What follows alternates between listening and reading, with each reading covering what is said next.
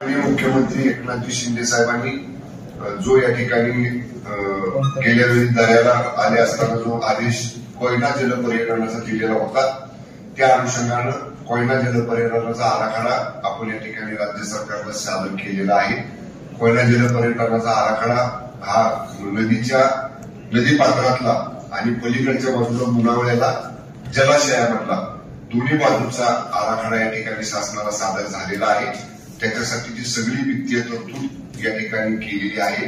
काल परवा दिवशी जिल्हाधिकारी, मुख्य कार्यकारी अधिकारी, जिल्हा पोलीस अधीक्षक, महाराष्ट्र पर्यटन विकास महामंडळाचे वरिष्ठ अधिकारी, कोयना जलसंपदा मंडळाचे वरिष्ठ अधिकारी यांनी आम्ही कोयना नदीपात्रात जो 41 किलोमीटरचं अंतर आहे जलपर्यटनाचं, कोयना नगर पहिला स्पॉट आणि पापरगे हा एंड स्पॉट, ह्या 41 किलोमीटरची पाहणी आम्ही केली।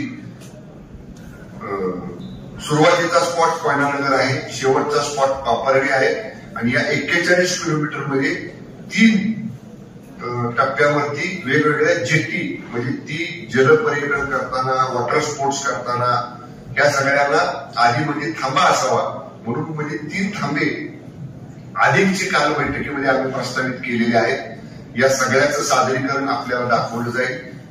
एकूण 67 कोटी रुपये या जलपर्यटनाच्या आराखड्याला मंजूर झालेले आहेत।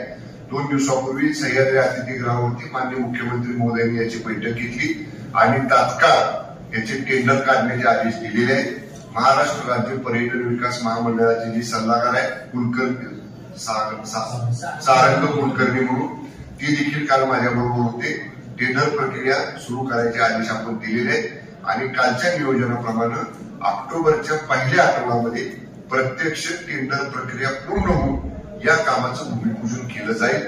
जवळपास 41 किलोमीटर अंतरामधल्या अंदाजे 1.5 लाख ते 1 लाख लोकांची कनेक्टिव्हिटी या वॉटर स्पोर्ट्सच्या माध्यमातून होणार आहे। मी सांगण्यापेक्षा आपल्याला स्लाइड्स या ठिकाणी मी दाखवतो, अशा पद्धतीचं कोयना जलपर्यटन होणार आहे। सादरीकरण सुरू करा।